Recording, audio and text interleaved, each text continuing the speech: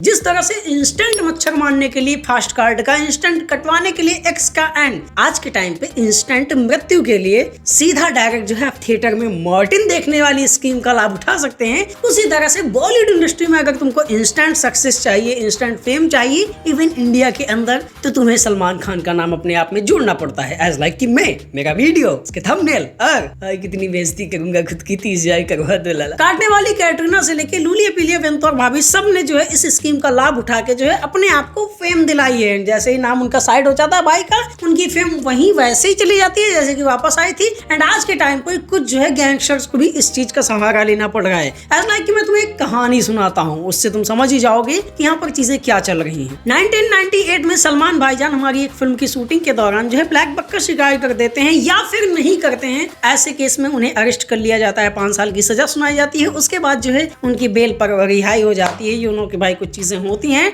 And उसके बाद आता है एक छोटा सा 5 साल का बच्चा जो कि बिश्नोई समाज से जो है ताल्लुकात रखता है। एंड उसके मन के अंदर एक भावना होती है कि मैं बड़ा होके इस चीज का बदला लूंगा, बिकॉज ऑफ कि बिश्नोई समाज में ब्लैक बक काफी ज्यादा इज्जत है, वो लोग उन्हें पूजते हैं। एंड भाई हर एक बंदे का अपना जो है पर्सनल ओपिनियन है, पर्सनल उनके रिलीजियस सेंटिमेंट्स होते हैं, उन पे तो हम कोई कमेंट नहीं करना चाहते हैं। पर वो बच्चा बड़ा होकर 25 से 30 साल बाद 2018 में वो बंदा पहली बार जो है ओपन डेथ थ्रेट देता है सलमान खान को। इसके अलावा वो कहता है कि उन्हें जो है बिश्नोई समाज से माफी मांगनी पड़ेगी वहां पे एक मंदिर में जाके, जो भी चीजें होती हैं। 2018 का यह बयान काफी ज्यादा हवा पकड़ लेता है। एंड इसके बाद ये भाई साहब जो है और एक्टिव हो जाते हैं। इनकी गैंग में जो कि 700 से ज्यादा मेंबर्स बताए जा रहे हैं, इस पर हम आगे बात करेंगे। और ये लोग फिर जो है ओपन डेथ थ्रेट्स देना चालू करते हैं, घर के बाहर फायरिंग करवाते हैं। अभी कुछ ही महीनों पहले उनके फादर को थ्रेट्स देते हैं। इन सब चीजों में सबसे इंटरेस्टिंग बात यह है कि यह बंदा जितनी भी एक्टिविटीज कर रहा है वो 10 साल से एक जेल के अंदर बैठा हुआ है। एंड यू नो यहाँ पर हमारे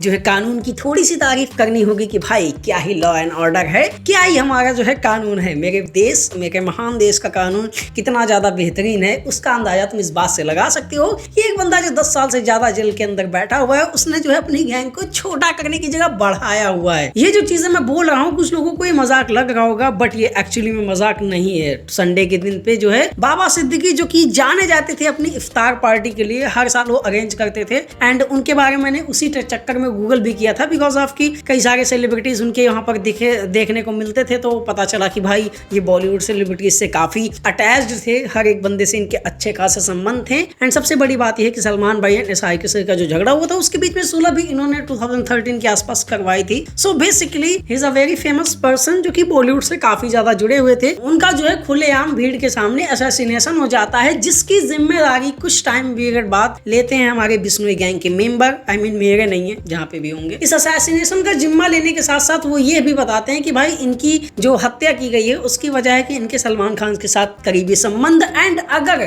कोई भी व्यक्ति जो भी सलमान भाई के साथ रहेगा या फिर उनके साथ जैसे भी उसके संबंध होंगे, वो अपना हिसाब किताब लगा लो। अब ये सारी चीजें सुनने के बाद जिस तरह से लॉरेंस बिश्नोई एंड इनके बारे में बातें हो रही है, इससे तो लग रहा है कि भाई he is a very big person और एक्चुअली में उनसे डर के रहना चाहिए। बिकॉज ऑफ क्यों? क्योंकि मुंबई पुलिस जब जो है इन्वेस्टिगेशन करने के लिए वहां पर जाती है तो फिल्मों की तरह एकदम कहानियां हो रही हैं। गुजरात के साबरमती आश्रम में, आई मीन आश्रम नहीं, वहां की जेल में बैठा उस बंदे को मुंबई पुलिस जो है अपनी कस्टडी में लेना चाहती है। तो होम मिनिस्ट्री को ऐसा कुछ तो तकलीफ हो गई जिसकी वजह से वो कहते हैं कि नहीं, गुजरात नहीं, मतलब गुजरात में ही ठीक है, अपन मुंबई को हैंड ओवर नहीं कर सकते हैं। एंड यहाँ पर हम देखते हैं अपने कानून की सबसे बेहतरीन और सख्त रवैया कि भाई कितना ही अच्छा लॉ एंड ऑर्डर मेंटेन करा हुआ है हमारी इंडियन गवर्नमेंट ने। खैर ये हमारा मुद्दा नहीं है अभी के लिए। हमारा मुद्दा ये है कि क्या सलमान भाई सच में डेंजर में है, क्या उनकी जान को सच में खतरा है, एंड क्या वो डरे हुए हैं, क्या लॉरेंस बिश्नोई का सच में ऐसा ही कुछ मकसद है या फिर एक्चुअली में कहानी कुछ और है। तो सबसे बड़ी बात यहाँ पर ये है कि ये जो डेथ थ्रेट आई थी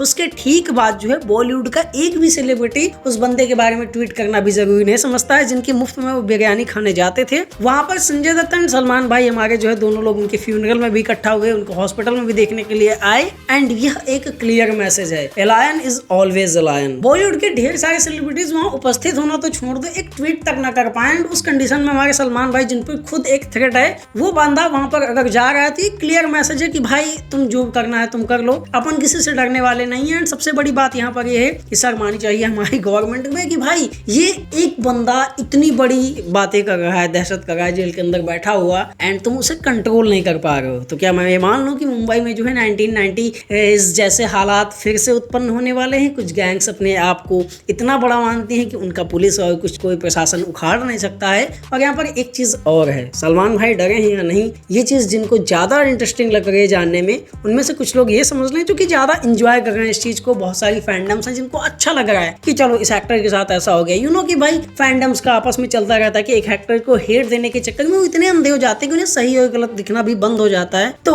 वो एक एक्टर है, अगर उस इंडस्ट्री के अंदर, मुंबई के अंदर एक एक्टर सेफ नहीं है, एक सेलिब्रिटी सेफ नहीं है, then what about the normal peoples? क्या आम लोग सुरक्षित हैं? एंड जो लोग भी इस चीज को एंजॉय कर रहे हैं, तो उन्हें मैं बता दूं कि भाई गैंगस्टर्स किसी के भी सगे नहीं होते हैं। आज ये किसी एक बंदे के साथ हो रहा है, कल को दूसरे के साथ हो सकता है। इंडस्ट्री को, लोगों को जब एक साथ एकजुट खड़े होना चाहिए कुछ गलत चीजों के लिए, तब भी जब ऐसे लोग जो है कुछ इंजॉयमेंट करते हैं, देन लगता है कि भाई सच में ह्यूमैनिटी एक्चुअली जाहिर है। खैर, इस पूरे टॉपिक पे तुम्हारा क्या कहना है तुम कमेंट सेक्शन में बता सकते हो। बाकी बहुत सारी चीजें कहने के लिए एंड आगे की वीडियोस में भी कम करेंगे भी, कहेंगे भी, तो इसलिए चैनल को सब्सक्राइब कर लो। बाकी मिलेंगे किसी अगले वीडियो में। ओके बाय, जय एंड